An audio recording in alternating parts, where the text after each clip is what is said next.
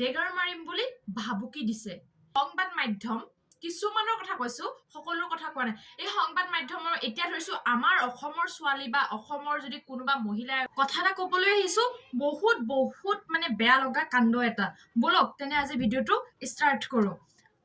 মোক কেইটামানে ৰেপ কৰিছে ধৰ্ষণ কৰিছে আৰু কেইটামানে কি কৰিছে মোৰ স্বামীক হাত ভৰি বান্ধি দিছে গম পাইছেনে আৰু মোক ডেগাৰ মাৰিম বুলি ভাবুকি দিছে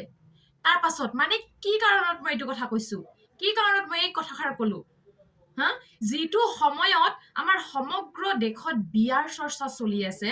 বিয়াৰ পিছত মানুহে লাগি আছে হেতু সময়ত কি কৰিছে আমাৰ বাহিৰা দেশৰ পৰা যিবোৰ আমাৰ অতিথি আহে স্পেইনৰ অতিথি দুগৰাকীক কি কৰিছে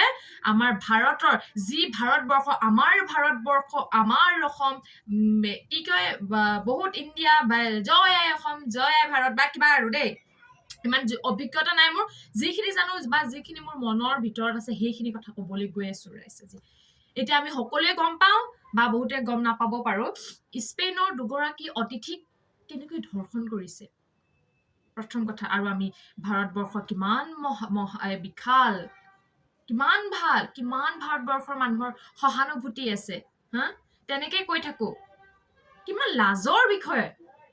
মই কথাষাৰ কৈছো গোটেই সম্পূৰ্ণকে ভিডিঅ'টো চাই থাকক তেতিয়া মোৰ কথাটো আপোনালোকে নিশ্চয় গম পাব আৰু ৰাইজ এইগৰাকী হৈছে স্পেইনৰ মহিলাগৰাকী আৰু এই লগত কি সংঘটিত কিয় মানে এই এনেকৈ ইমান এটা ভয়ানক ঘটনা কাৰ গাত ভুল মানে কিয় এনেকৈ হ'ব পালে আমি সকলোৱে জানো বা আমাৰ ভাৰতবৰ্ষখন কিমান বিশাল সকলোৱে গম পায় সকলো দেশৰ মানুহে গম পায় যে ভাৰতবৰ্ষৰ মানুহবোৰ কেনেকুৱা কিমান মৰম চেন আৰু সেই ভাৰতবৰ্ষত সকলোৱে চিনি পায় যে ভাৰতবৰ্ষ কেনেকুৱা সেই ভাৰতবৰ্ষত কি হৈছে জানেনে এইবোৰ আৰু এটা কথা এই সংবাদ মাধ্যম কিছুমানৰ কথা কৈছো সকলোৰ কথা কোৱা নাই এই সংবাদ মাধ্যমৰ এতিয়া ধৰিছো আমাৰ অসমৰ ছোৱালী বা অসমৰ যদি কোনোবা মহিলা এগৰাকী যদি ধৰ্ষণ হয় ধৰ্ষণ হোৱাৰ পিছত মহিলাগৰাকীৰ পুৰা ফেচটো কি কৰে তেওঁলোকে ঢাকি দিয়ে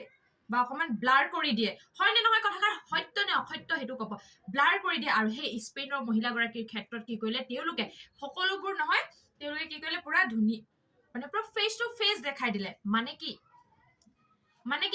এনেকে কৰিলে তেওঁ বেলেগ দেশৰ কাৰণে যে সকলোৱে দেখক সেইবাবে তেনেকে কৰিলে নে বেলেগ ৰিজন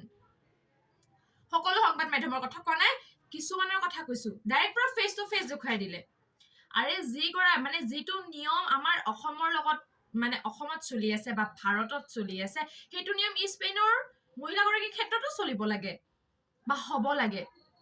তেওঁ মুখখন ব্লাৰ কৰি দিয়ে গোটেই ফেচ টু ফেচ পুৰা সকলোকে দেখুৱাই দিছে দেখ নোহোৱাৰ বাবে তেওঁলোকৰ লগত কৰা সেই বেয়া ব্যৱহাৰবোৰ আমি লুকুৱাই ৰখাটো উচিত নে অনুচিত সেই কালপ্ৰিতবোৰ অসভ্যবোৰ অভদ্ৰবোৰ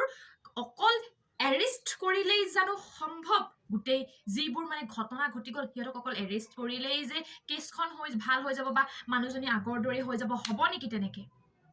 হ'ব নেকি কেতিয়াও নহয় ইহঁতৰ ব্যৱস্থা বেলেগ কৰিব লাগে কাৰণ কিয় জানেনে এতিয়া হাজাৰ বেলেগ দেশৰ মানুহবোৰ আমাৰ ইয়ালৈ আহি থাকে অসম হওক ভাৰত হওক গোটেই দেশ সকলোতে আহে আৰু জানে আমাৰ অসমৰ মানুহ ভাৰতৰ মানুহ কিমান সহজ সৰল আৰু সেইটো দেশত এতিয়া ধৰিছো ইমান ডাঙৰ এটা কাণ্ড হৈ গৈছে সেইবোৰ কাণ্ডত মানে এতিয়া বেলেগ বাহিৰা দেশৰ পৰা মানুহ আহিবলৈ আমাৰ ধৰিছো ইয়াত ভয়ে কৰিব যেটো ইমান ডাঙৰ এটা ঝাৰখণ্ডত ইমান ডাঙৰ এটা ঘটনা ঘটি গৈছে সিহঁত মানে স্পেইনৰ ব্যক্তি দুগৰাকীৰ অতিথিজনৰ যিবোৰ মানে পইচা লৈছিল আৰু যিহঁতক মানে পইচা লোৱাৰ ক্ষেত্ৰত বোলে যিবোৰ পইচা লৈছে তাৰ বিনিময়ত কি কৈছে 10 লাখ টকা দি দিছে এই 10 লাখ টকা দিলে নিজৰ ইজ্জত আহিব জানো আকৌ ঘূৰে সেইবাবে সকলোৱে যাতে মাত মাতিব লাগে সকলোৱে যাতে ক'ব লাগে সিহঁতক অকল এৰেষ্ট কৰা নহয় যেনেকে মানে কৰিছিল নহয় মানে যেনেকে এইবোৰ বেয়া কাম কৰিছিল সিহঁতক মানে তেনেকুৱা এটা বেয়া শাস্তি দিব লাগে মই হেতুৱে বিচাৰো সকলোৰে লগত আইন সমান নহয় হয়নে নহয় হেতু সকলোৰে লগত আইন সমান আৰু ইয়াকে কৈ মই আজি ভিডিঅ'টো সামৰণি মাৰিছো যদি মোৰ কথা যুক্তি আছে বুলি ভাবে তেনে প্লিজ কমেন্ট এটা কৰিব আৰু লাইক এটা কৰিব বুলি আশা থাকিল ধন্যবাদ